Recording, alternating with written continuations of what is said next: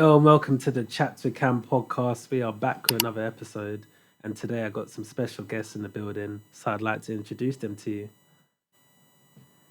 You want to Who start? was going first? Hi, so I'm Nana Ajapong. I am 19 years old, a Gen Z entrepreneur, and I'm also starting to get into the content creation space as well a little bit more. So check me out on my Instagram, NZNAIG. Hi, my name is Iwona and I'm 32, originally from Poland. I'm an actress, content creator, and very new music producer and songwriter. On Instagram, I'm just Iwonka, so check me out.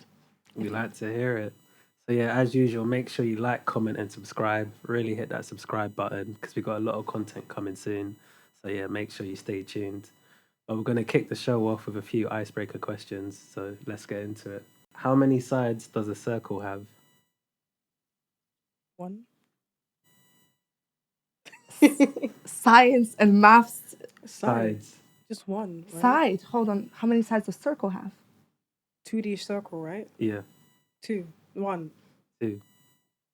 Inside and inside and outside. Oh, no, not really. Wait. Inside and outside is, oh my gosh. Which month has 28 days in it? February. February. Are you sure? Or all of them actually, 12. There you go. Not just February. What is the biggest organ in the human body? Skin. You know your science. Oh. Yeah. I look so dumb next to you. What is the nearest country to the UK? Wales. Actually, as in outside of the United Outside Kingdom. of the UK? France, No, not France. Belgium, Isle of Man. No, that's part of the UK. Ireland. Why do you say it like that? Because I don't say island, but I can't say island, but then I can say try. Ireland, right? How do you say it? Yeah, but like that's how the Ireland? Irish say it, no? Ireland. No. Yeah, Ireland. Ireland. I mean, Yeah. you got to say it like the Irish, don't you? So, I like it. It sounds good. What do camels store in their humps? water. It's actually fat. I was just about to say fat. And I thought you were waiting for I know, I thought that was the correct answer. That's why I didn't say fat, but I thought actually knew it was water fat. as well. For once, I knew the answer. How many birthdays does the average person have? 68. The average lifespan is what, 84 in this country, 78? I feel like this question's probably too thingy because it's one of those like trick questions.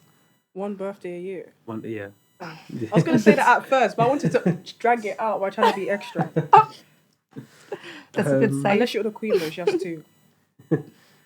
This one's a bit of a dumb one, but what was the first animal sent into space? A dog. Human. Because we're mammals. It's fruit flies. What? Some type of fly. Those annoying ones that Yeah. like hover around your fruit. Yeah. That's such a weird choice to send to space, What no? a waste of our fuel and tax money. Well, tax especially. Tax especially. Oh my god. But why them specifically? Do you know that? I guess they were just bored. You know what? If they sent all of these annoying insects like fruit flies, moths all the way to space, I'd be happy. But just fruit flies is insane. Take the whole species, man. Mosquitoes. I would send mosquitoes to space Yeah. because they're just like, oh, so annoying. So yeah, that's been our icebreaker segment, but we'll get into the main part of the episode. So whoever wants to kick off first, tell us a bit about your sort of content. Okay, so I originally started because I'm an actor to do like an acting content, so like acting tricks and trips, like how to get into drama school if you want to do acting at home. Basically, try to make acting more accessible for like young people, and kind of with the attitude I can do that. But then I felt like actually there's so much more to me than just acting. So I connected with Polish community, started doing content in Polish, which was so super rewarding because like I haven't been into my country. I haven't been living in my country like now, 15 years. It was just Were you born there? Yes, I was born there. And then lived there for what, a few years? 16 years. 16? And then I moved to Berlin and then I moved to UK. So Okay. What's been your favourite place? London, I London. have to admit, yes. What's special about London? I don't know, it's just the people are so open, and I feel like it's so, I know a lot of people say it's not, but it's so easy to make friends if you're in the circles that you want to be. Like, if you surround yourself with good people, it's just so easy to make friends. Yeah. I feel like it was like introduced me to so many fun, wonderful people. Yeah. That's good. And then in terms of like drama school and acting, how did you get into that? Oh, so I was like, I think I was 25. I still didn't know what to do with my life. I like finished graphic design college, and I went on to be a makeup artist. But I wanted to do something creative, but these two didn't fulfill me. So I was like talking to my mom on my phone. I was like, I don't know what to do. And she was like, you always wanted to be a pirate in films. You know what? Maybe I should be an actor. And something clicked. And I started to pursue it. I got tuition, and I was like, you know what? I'm going to go dream big. I'm going to go to London. Like, that was such a random thought of mine. On your own? Yes. Wow. Yes. What was that experience like? It was scary at first. Like, before I used to live in Berlin for 8 years, so I was kind of used not to live with my family anymore. But moving to London was like a step further because the family is way, way further away. I wouldn't. That's actually not true. My best friend was already living here, so it was kind of a nice start. But at first, it felt like new start, exciting, hard, but also not hard because that's what I wanted. And I feel like, I don't know how you guys feel about it, when you do what you love, like work does not feel like work, and effort doesn't feel like an effort at all. Yeah. So all that fear and anxiety was eaten by the passion. Yeah. And have you landed any like roles that you've enjoyed or done any parts?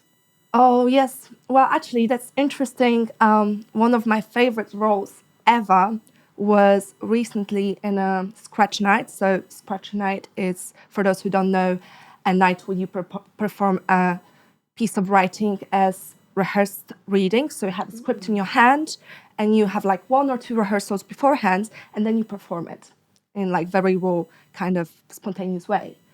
So I did this play about World War II and about Germans finishing their war in Russia. And I played very powerful character who was in the resistance. So that was my favorite thing I ever done. It wasn't a big film, it wasn't a big show, but it was something that really kind of hit the right spot. Okay, Yeah. because we've had a few like actors and actresses come onto the pod. So have you got any like special techniques that you use or have? You know what? That might sound a little bit shocking to some, but I feel that you don't necessarily have to always feel everything in order to portray it naturalistically. So if it was like an emotion of say hurt or anger, how would you prepare for that?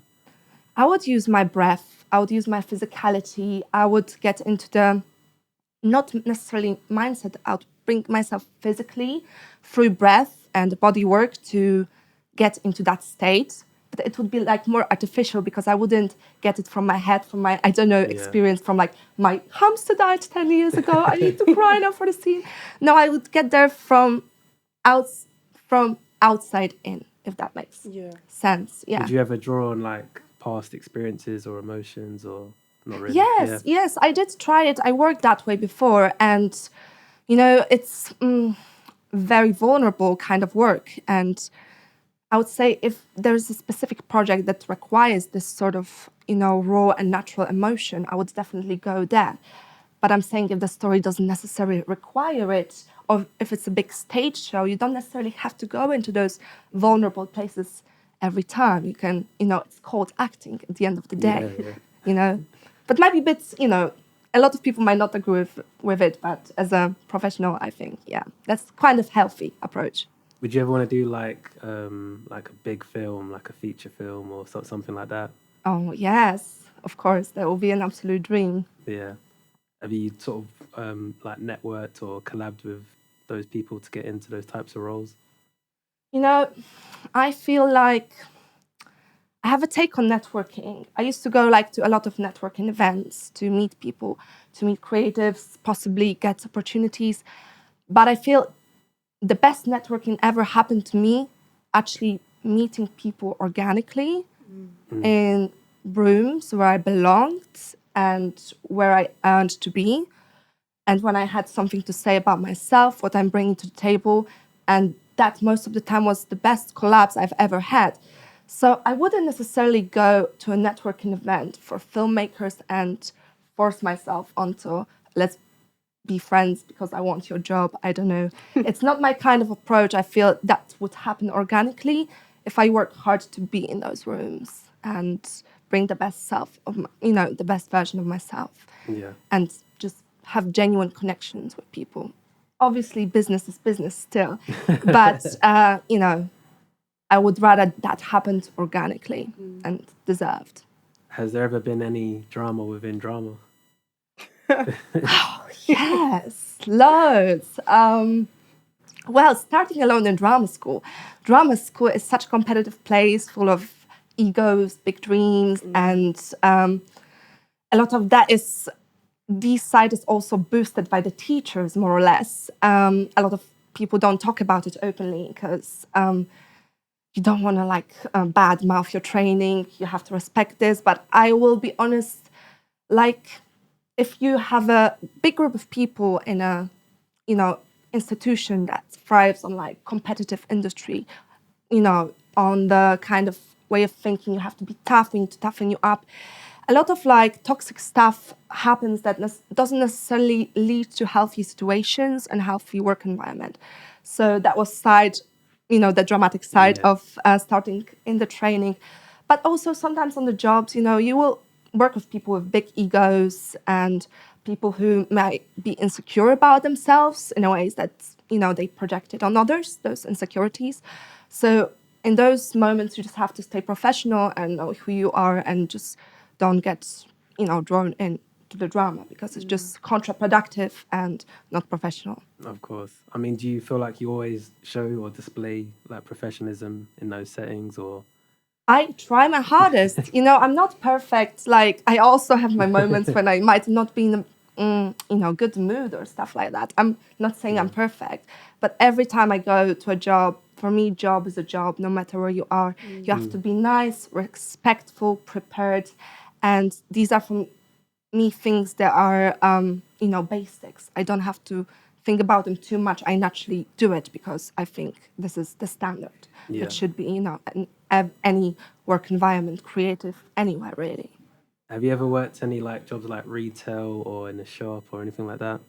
Oh yes, I worked so many side jobs. I worked, I worked in a factory that did contact lenses when I just came to UK. Yes, it sounds bizarre, but I actually enjoyed it. Really? And they were great people there. And the work shifts were so great, 4 days on, 4 days off. So I could earn quite a lot of money and take a period of time off to go to London because I didn't move to London straight away to get my acting lessons. So it was God has given me the perfect layout. It wasn't a perfect job, but yeah, I feel like I always, even in those shitty jobs, although I don't think there are shitty jobs. I was a cleaner as well. You don't think there are shitty jobs? I disagree. Really? There are some shitty jobs, right? Come on. Tell me. You can agree, right? There's shitty jobs out there. You know what it is? I think that's subjective to the person. Depends. Some people I know enjoy their really bum jobs, Some, I think, but few. I feel like there's a Actually, general yeah. consensus. Well, if you're cleaning people's backsides, I couldn't do that. So that's just too. No, that's out of my comfort zone. But yeah, there definitely are a bit of jobs out there. Have you experienced any sort of jobs like that? You know what? I've only had one job in my entire teenagehood life. I mean, my life's quite short at the moment, but I've only had one job. Normally, apparently, the average is about 3 jobs at this age. I've literally worked in retail, the same store, 3 years straight, and I've just kind of just decided to, you know what? I've met so much different fonts of human beings here, and I'm just adapting, getting used to it. And when I say I encounter so many people and so many different personalities, it really gets me questioning. I'm like, God just be making people, but not in a rude way, but in a sense that if I think that I've just met or I know all of these different types of, I don't know, branches of personalities, no, I go to work and I meet someone who is, I don't know, asking me whether bananas are vegan or not. You know, I have to build so much patience in the job that I was in. But gosh, honestly, Where do you draw the line on stuff like veganism and like obviously now we live in a day of mm, society where you have to protect everyone's feelings and stuff like yeah. that. Where do you sort of draw the line? You know what it is? I just think that life is too short to be overly caring.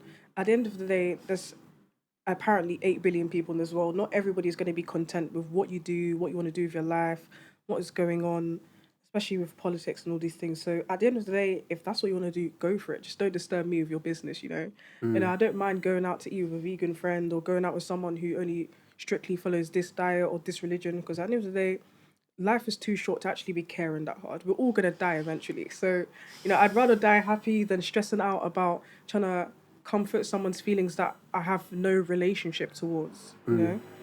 But would you say you draw the line when they try to like enforce those views on you? Yeah.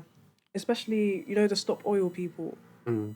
Those, oh gosh, thank God I've never encountered them. But I get the whole concept behind it, but I draw the line where you're actively delaying people's lives or Yeah, like forcing things on. protesting, like yeah, Yeah. If you're it's gonna too much. protest, do it peacefully. Don't be on the M40, the M40, the M25. You're gonna get run over. You know? You're the people that run over No. For it. PR reasons, of course. Why would I ever do such a thing? Each human life is very valuable, and clearly they don't value theirs as much if they have to go onto the road to do that. But Mm. no, that's life. So yeah, tell us a bit about your content and how you found your journey so far.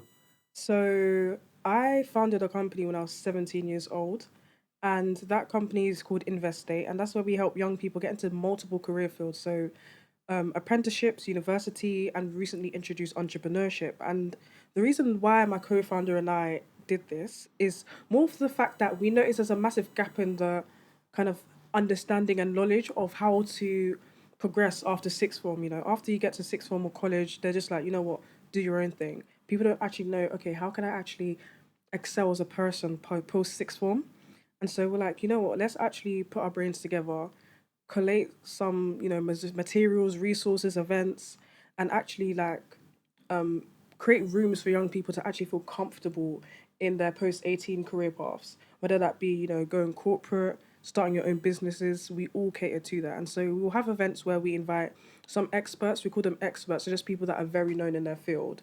And we will invite them over and have an event, speak to the students How and would things you like get that. the experts? You just Networking. networking. Because when you started speaking about networking, it's like the stars and the light bulb just went, Eureka, But And then genuine you found that productive.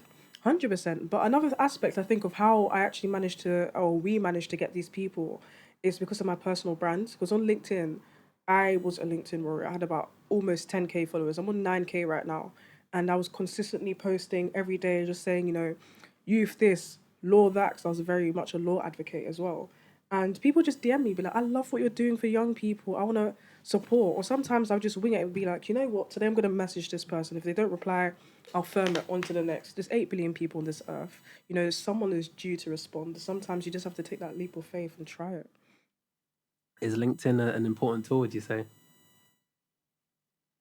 That's a sticky one, because LinkedIn, it was very resourceful I'm going to say back in my day, 2 years ago, a year ago. It was very resourceful, and it is to today and to some degree. However, I feel like there's a linked inflation of young students going on there, kind of gamifying the app, and it's more of a bravado and an ego thing rather than actually trying to network, find jobs, Mm. and understand what they're going for. But majority of the time, when I scroll through, I'm just like, oh, Because I think that yeah, on that TV show, The Apprentice, there was a mm, contestant on there that had basically used LinkedIn as like Facebook. Dan Miller. So I don't know what she called, but she Oh, they found a photo of her basically like posting up in Dubai as like an Instagram photo, oh but yeah, used it as like a post for her workplace. yeah. So in that scenario, would you say that's like not being used correctly? I wouldn't say it's not being used correctly. I think it's a lack of guidance and understanding on how to use the app or how to actually put yourself in a place where you can be perceived professionally and taken seriously. So I actually do help people with LinkedIn page optimization as well. So they're more just seen and you can actually get monetized through the app as well. Are people missing a trick by not using it? Oh, 100%. Because I do recruiting sometimes, and if I'm trying to search for someone and your profile picture is a selfie and you've got lower cases and just incorrect spelling in your bio, your title, I'm not going to take you seriously. You could have all the qualifications, go to X, Y, and Z, and I'm just going to scroll past because I'm assuming you don't care that much about your portfolio. Because I see LinkedIn kind of as like a corporate portfolio or your business portfolio. That's how I view it, and that's how many others view it as well. Interesting. Because it depends how you use it, right? So if you use Mm. it casually, then you may not put that much effort into it, if that makes sense. Yeah. Especially if you're like an upcoming artist or content creator, you might check it every Yeah. few months or so, or whatever it might be. Yeah. It's like the notion that the amount of effort you put in is how much you're going to get back. If you're too casual with it, you're going to get people that are not going to care. You're going to get people that are too casual approaching you. There was a whole trend or season on LinkedIn where everybody was just moving to each other, moving like it was Tinder. The reason why? Because people were posting up like it was Instagram, or some people were just a bit immature. But a majority of the reason why is because people posting like it's Instagram. Speaking of trends, have you guys ever found yourselves following a trend or not really? What Could be kind of like trends? fashion or something online that you've seen. I get like sometimes inspirations online, but I don't know how much of these are like trends necessarily. I don't know. I just like if I see something that I like, I might get inspired, but Like every now and then, might be like a particular way people act or speak or Oh move or something gosh. like that, and it Yeah. comes like a bit of a trend. oh, I don't know if that makes sense. You know what? Yeah, I think I've never really participated. I notice it and I acknowledge it. I'm just like, oh, okay. But I feel like I'm too much in my own world and caliber to actually care enough to Tunnel participate. vision, just Yeah. ignore it. yeah, I think like I'm like, do you mean like people talking about like stuff that's happening in the world or on the telly, or is that what you mean? Because I'm not sure if I No, so know. like for example, well, it's not like a trend, but like when people were just planking for no reason, like Or that, yeah, calisthenics. like that was a trend where people just Oh laying no. down somewhere, just like just following a trend. No, because everyone is doing the same thing, so Yeah. it's like boring. Yeah. No. Like I'm my No. own person, please. Yeah, Yeah, I yeah. have better things to If there's do. only gonna be one of me, I might as well be iconic. Do you know what I'm yeah, saying? Yeah, yeah. absolutely. And what would you guys say sets you apart from others out there probably doing the same or similar things to you? Ooh, I think it's my relationship with Christ. I put him at the center of each and every single thing I do. And I already know what God wants me to do. I already know how he's going to guide me through it. So no matter what, I just focus on that. Even if something is bothering me or I feel like a competitor, because I don't really see people as competition, but a competitor is kind of You copying don't see me or people as magpieing. competition. Wow, No, bold statement. I shouldn't though. Because at the end of the day, it's my life and there's only one of me and I'm going to die anyway. So I might as well leave I might as well leave a legacy behind me instead of stressing out about other people. But no competitors though. That's bold. From the outside perspective, they're competitors. But from mine, I'm just in my own league, own Yes. caliber, own, you know what I'm saying? Mm. I don't have time to look. Because think about it like athletics. If I'm doing a 100-meter sprint, and aerodynamics and all those things, if I turn my head even the slightest to look at other people in other lanes, I'm gonna automatically slow down because I've ruined the aerodynamics of that, if you get what I'm saying. But then So speaking of competition, who wins the race? the competition will competing. win the race if I look at them, because if I'm But comparing you're still too competing. much, yeah, but if I'm looking straight forward, I don't see them, do I? Yeah, but whoever crosses the line first. Which will be me. Which will be me. Like, you have to have direct tunnel vision. You have As to in, have. I only I see think, my yeah. lane. For me, it's have direction, but also be aware of your surroundings. I'm aware, but Mm. I don't have enough monkeys to care. Do you know what I'm saying? What about you? Do you feel like competition? Well, I You don't have any. I genuinely think the only person that I'm really competing is with myself and who I was yesterday, month ago, a few years ago. I like that. I feel everyone is on their own paths, and I don't feel the need to walk on someone else's path. And for me, comparing myself to someone else would be walking on that path. And I know myself. I know what I am about. I know what I'm bringing to table. I know about my work ethic. I know myself. Therefore, I know what to strive for, what to improve. And I feel like as long as I bring myself, and I suppose that's also kind of relates to people that I admire, is like as long as you bring your true self to whatever you do, there won't be anyone like you out there exactly. Yeah. Everyone has went through different experiences. Everyone had a different upbringing, different religion. Like we are all so different. So whatever we're doing, I feel like when we bring it to the highest of standards possible, we're gonna succeed and shine through. And it might take time, but comparison, I feel like it doesn't give me anything Leap personally. of joy. Just abide to your own standards and not someone else's. Yes. Literally. Do you, Yeah. do you feel like some people have a head start in life? Like, say, if you've had a better upbringing or you've grown up with money, would you say that person would have like a better start to life, or even a better life in general? I feel like definitely like good starts helps, like especially financially, if someone's like from a good financial background. And I mean, if someone has food on their plate every day, that's already privilege, because a lot of people don't have food on their plates. And a lot of people don't know how it is to be hungry. But I feel no matter where you come from, you then also have the choice at some point to be your own person. I believe that. Say if like, as we know, like some people go through quite a bit of like trauma and things like that, and say they get to like their 30s or 40s, but they sort of use that trauma as like a hindrance to do anything moving forward. Would you then say they're to blame for not like making a success of themselves, or could you say, look, they've actually been through a lot, like, To some degree, because every person you walk past in the street has a story behind them. We just don't know it yet. Every successful person has a story behind them, but it's more the fact of how do you move from that story? How do you move from that road blockage that happened in your life? You know, are you just gonna sit in front of the sign and just start crying about it for the rest of your life, whilst other people are just driving around that cone, or are you just gonna, get up, pick yourself up, move the cone, or leave the cone there and go around it and move on? Because if you dwell on things too much, it just becomes worse and worse on your mind. It's just mental torment, and you don't want to do that to yourself. You're better off just working on it, developing on it. But then it could also be argued that not everybody has that person or the resources to actually get up and be like, pick yourself up, let's go. Because at the end of the day, we're all humans. We need, social interaction. And so at times, people just need a person out there to just be like, you know what, this is what you need to do. Let me help you out. Let's move past this together. interesting. What would you say?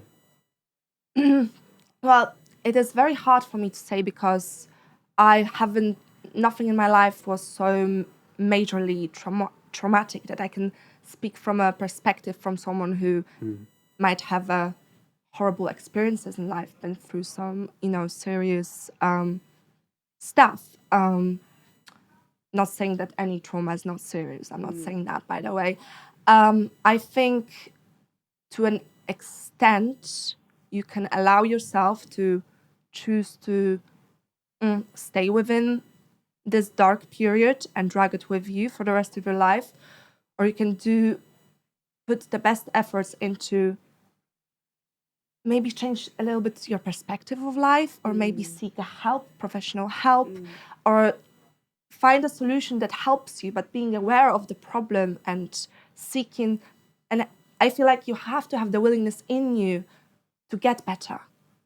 And 100%. yes, How important is therapy, would you say? I I'd say it is very important, but I don't think it works well with everybody. For example, there's different types of learners, such as kinesthetic learners, people who can only like see, like they're better interpreting things visually, and everybody is kind of they have different ways of coping, different ways of learning, different ways of getting or having that outlet out there. So I'd say therapy is definitely helpful, but I wouldn't say that's like the only stream that people would be able to go down for, because that's how society kind of paints it in at this current moment of time, that therapy is the only thing that's going to be there. Because realistically, whatever traumas you go through, they're going to stick with you for quite a long time, and they will kind of affect the way you act in life. And it's just kind of up to you, because at the end of the day, you can have all the therapists in the world, all the money in the world, but if you don't make that decision inside your heart, inside your mind, you're going to struggle to actually, get past whatever you're going to therapy for. No, that makes sense. Do you feel like there's sometimes an over reliance for people to not just therapy, but like coping mechanisms, whether Yeah. that's therapy or alcohol or like drugs, whatever it might be? Yeah. I think a lot of people over rely on certain things that just don't help you. Alcohol abuse, drug abuse is literally just temporary exits. It's not going to take you anywhere. You're just going to go back to the dead end road that you were at.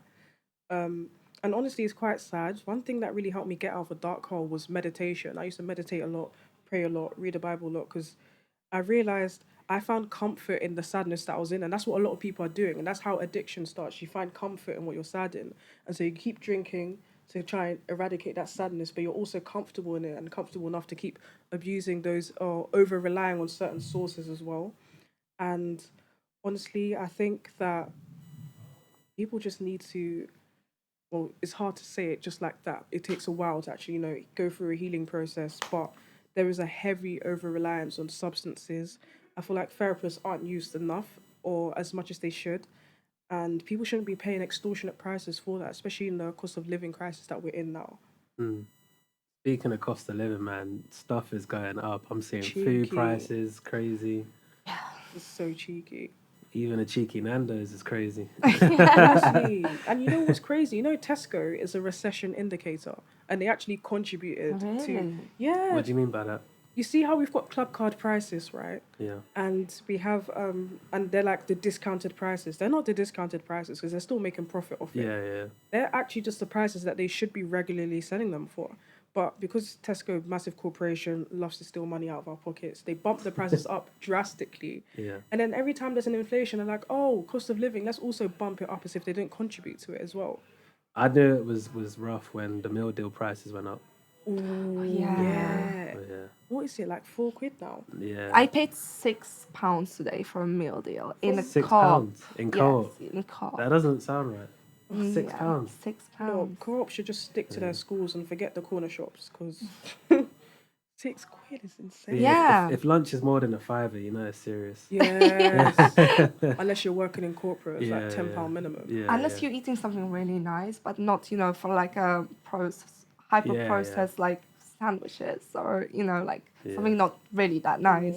That's cheeky. Just meal prep. I'd rather do that instead these days. I'm assuming you guys do a lot of like cooking and yeah. Every day. What's your go-to dish, your signature dish? Oh, that's so hard. 'Cause I can cook. I think oxtail, Wow. Good or oxtail or wache. That's a Ghanaian dish. It's kind of like rice and peas. Becomes like it's like our version of picky bits. You got the rice and peas. You got the the stew, the meat, the spaghetti. Spaghetti Yes. with rice. Spaghetti with rice. Listen, Ghanaians are big backs. I'm sure you guys Wow. know this. That's Eggs. with rice. Yeah. It's like a small like portion of it. And then we have like dried cassava grains, which is called gari. Most people know that. And we just eat all of that together. It's absolutely banging. Oh, fried plantain. Plantain. Mate, we're not going to do that here, right? What is that? Because I What is got, that? I'm intrigued. you know that really giant banana? Yes. That. You fry it up. I have family from both sides of the family, so I'm always caught in a crossfire of plantain versus plantain. Because people in the Caribbean, they call it plantain. There's only one correct way of And saying in Africa, we call it plantain. And how do you cook it? Like, what do you cook it with? Honestly, Fry you it. could cook. I mean, In the oven? Well, no. So do you put it like in the oven? you can or... fry it, you can grill it, you can sear it, you can do a lot of things with it. A lot. Ah. Yeah. And what is it nice with? Like, what kind of sides? It depends. Well, I would have it like with a dish like rice and peas with jerk chicken, oxtail, curry goat, whatever it might be. Or it could be a main. Or in Ghana, we have something called red, when it's basically beans. And you can just have it as like a dip. It's so banging. Gosh, that sounds delicious. I don't think I've ever tried it. I need to try it. Get the yellow one, not the green one. It tastes like What kind of dishes do you normally make? Oh my gosh, I'm like such a lazy cook in a way that... Spaghetti bolognese? No, like even lazy. My Oh. favorite dish is like just salad with tuna and boiled egg and some sweet corn. Yeah. And maybe if I'm feeling not too lazy, I will like steam some veg like broccoli and put it on top of that. Steamed broccoli is beautiful. I love that. So it just has to fulfill the kind of nutritious Yeah. things. Has to kind of taste good, but I'm not aiming for like a Michelin star every day in my What's cooking. like a Polish dish that you might cook or you'd have at home? Oh, Polish is so difficult to cook. Like Really? they have lovely food. Yeah. Like my favorite things are pierogi. Same. You've The tried it? potato and cheese one though. Oh yes, they are Yeah. nice. But have you tried the ones with cabbage and mushrooms? So It's good. all bad. Cabbage and mushrooms? Yes, have you ever tried it? No. You have to try it. It's honestly so nice. Are you a fan of dumplings at all? Wait, when you say dumplings, are you talking like... Not the Caribbean one. Like the Asian style ones. Oh, Yeah. nah. No, well, then you're not gonna enjoy it. But You yeah, almost got me with that one. you should give Polish food a try. Don't make like potatoes with some like meat and sauce and some salads. I think you should try it. It's funny. Okay. Give it a chance. How important is money for you guys, or financials, when it comes to like, say, your living situation or your partner or wherever it might be? Would you say it's very important? I don't let it control me, but I do acknowledge the fact that it is something. But I wouldn't say I see it as an asset. I'm just like, you know what, money is a necessity to some degree. Means to an end. Yeah, Would you say it's a factor of happiness? to some degree. To some degree. I'm just gonna leave it there because you can be happy without money, but you can be happy without money. But then you got people like Elon Musk who has so much money and is like, is he still Trillionaire actually now. happy? Yeah, Yeah. trillionaire now. Gosh. Like, are you actually happy having that much? What can you do after that, I feel like, yeah, like you said, there is an element of happiness with money, because, yeah, you're just happier when you can buy stuff Exactly. you want and you've got Anything. freedom, like those kind of things. But then, yeah, as you know, like there are poor people that, have each other and they make it work. Yeah. But I think when you, like us, we live in a first world country, right, in the West. So I feel like when you have all these things on your face, like social media and whatnot, you're gonna be more invested in it anyway. Naturally, yeah.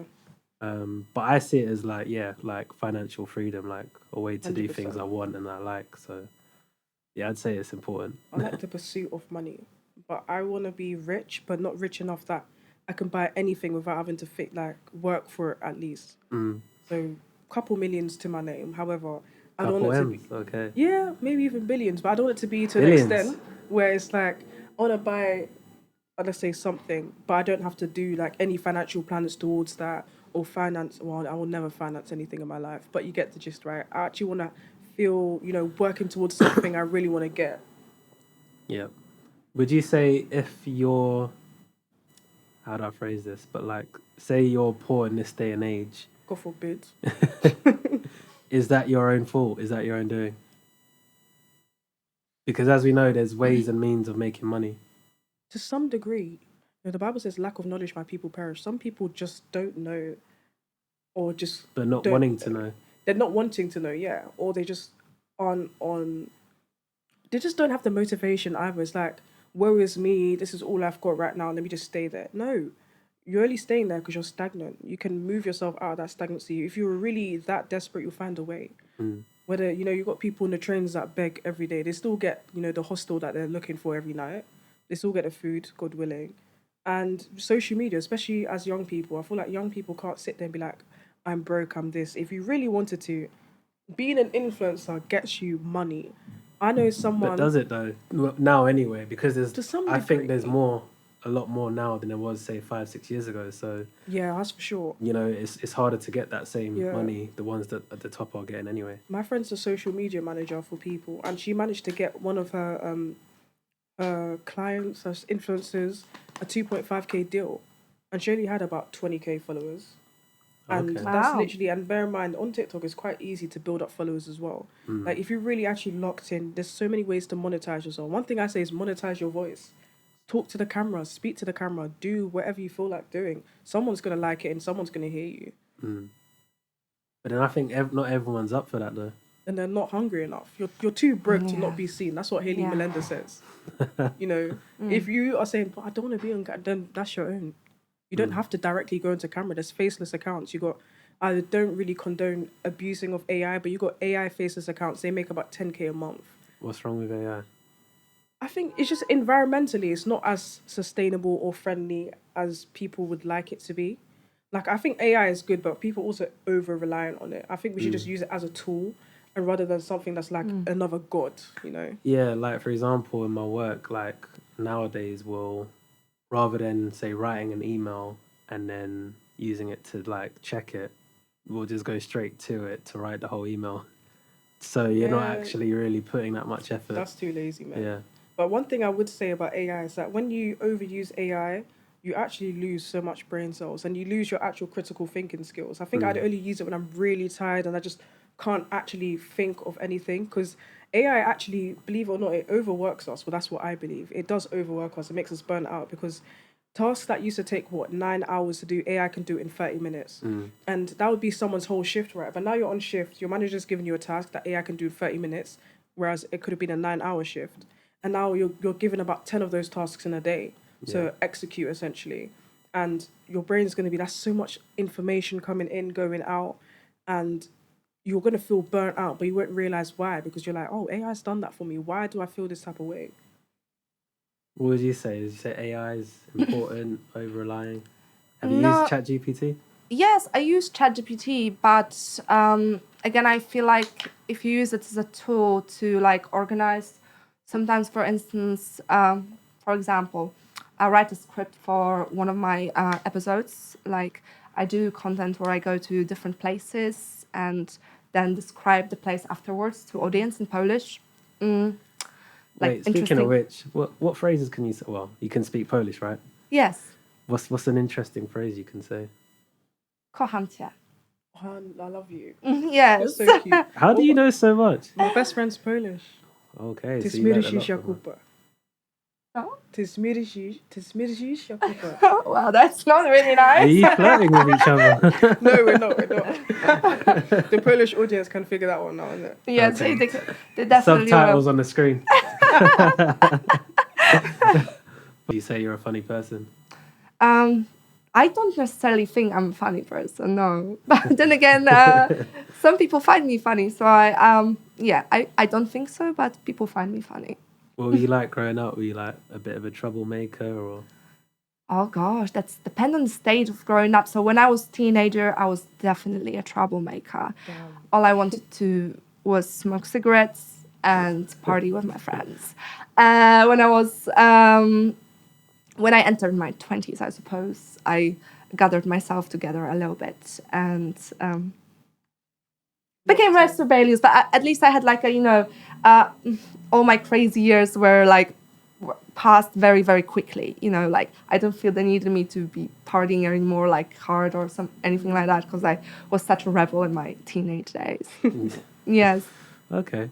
And earlier you said you're doing music now, is that right? Oh, yes. Yeah. Yes.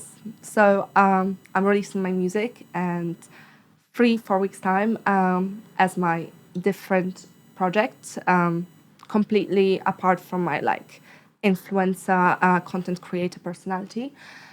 And it's very exciting because it's me kind of coming back to music after having almost 15 years break from like Wow, being 15 years. being musician on like professional level because I don't want to go into detail because that would be a super long story, but I had kind of reconnected with music after not being musician for a long period of time, and it feels so lovely and refreshing to come back to something that I feel resonates with me like nothing else artistically. So yeah, we've got a few writing questions from our audience if you Ooh. guys are able to help them. So yeah, we'll get Don't to mind. it. Bit of agony Cool. on. So the first one is written by a guy who said, me and my partner are getting a divorce. We share a house, but she intends to take the house. What should I do? Oh gosh. You're a smart girl, I think. Yeah. It depends though. If they bought it together, Together. then that's a bit of a sticky one then. Do they Is have it fair kids? for her to take it? No. No. If they have joint partnership, it depends because is it a mortgage house or is it Mortgage rented? house. Okay, so it depends on also down payment and also agreements and contracts and all of that. So But do you think morally or even do they have technically he should kids? get it? It doesn't say, but let's say they do. Theoretically, if they have kids, the parent who gets custody of them should have the house. Right. Yeah. Interesting. Because why are you going to relocate your kids and all of that and find the stress of finding a new property? Do you know what I'm saying? Like, But then the guy is down and out now. Pardon? But now the guy's got nowhere. But what if the guy also had, custody? Like, whoever gets custody of the children should keep the house, honestly. More time it's the girl that gets custody, right? Anyway. Well, I ain't trying Leave to get that to the cancelled. courts. Take that to court. Judge Judy's there. Fair enough. What would you say? Oh my gosh. Well, the thing is, like, I'm not really good with the legalities of it. Well, say like morally, who do you think she should keep the house or they should? Well, depends what was the reason for the divorce. Oh, yeah. Usually it takes two to tango. Is that what you say? Yeah. Yes. To tango. Is there a So- phrase for that in Polish? Yes, it's similar, but it takes two to dance. It's in Polish. Two to dance. Okay. Yes. So I suppose it would be good to know what happened in there and, who morally misbehaved more. Why does it have to be misbehaved? Not misbehaved. I suppose, no, I worded it wrongly. If hear for it, though. instance, the husband cheated on the wife. Why is it the husband that I knew she cheated? was going to say that. But let's be so real. Let's be so... If your missus, I was just right, waiting for that. if your missus cheats on you and then she has the temerity to tell you, you know what? Yeah, I cheated on you. And what? I'm keeping the house as well. Are you not going to be vexed? Absolutely not. Why are you straight to the husband cheating? Oh no, that was just an example though. Like no, you took it to. According to statistics, it's men. So, Okay, well, the husbands in relationships. let's back Really? it instead. That's not our portion, but statistically, yeah. Okay, well, Or vice versa. Okay, Yeah, it yeah. could be. It takes two to tango at the end. it So takes two to dance, yeah. two to dance. Yeah. But yeah, before we wrap up, is there anything you want to say to the audience and the guests and where they can find you and what they can look forward to from you? Okay, me, I suppose. If you're into lifestyle content, if you like interesting places, you can follow me on Just Iwonka on Instagram and YouTube. I soon have a long form content coming out. I'm launching a YouTube full on. And if you're interested in music and if you like techno and dreamy pop combination, I'll be soon releasing music under the artistic name Ivy Dreams, so you can find me there as well. Shall we say something motivational as well, or is it only just like Sure, self? if you want Okay. to, yeah. Okay. Yeah, I would just say, whoever is listening to that podcast, I hope you follow your hearts, and I hope that you feel fulfilled in life, and spread love. That's Love all. that. Spread love. Well, if you want to connect with me on my socials, my Instagrams are NZNAIG, and then my business-oriented page is NZNAABENA. That's where I post my business content and things like that. It's the same on TikTok. If you're a young entrepreneur, you're struggling with, I don't know, perhaps your careers or want some sort of advice or business consultation, pop me a message, add me on LinkedIn, feel free. I will try and get back to you as fast as possible. And for whoever is behind the screen watching this, honestly, focus on yourself, focus on your life, and lock in, because life is too short to be procrastinating. And if you keep waiting to say, oh, I need to feel for the right time for me to start this business or start that venture, you're never going to start it. So just go ahead and start it. No, facts. Makes a lot of sense. But yeah, our socials will be on the screen below. That's been the Chat to Camp podcast. And yeah, we've got more content coming soon, so stay tuned.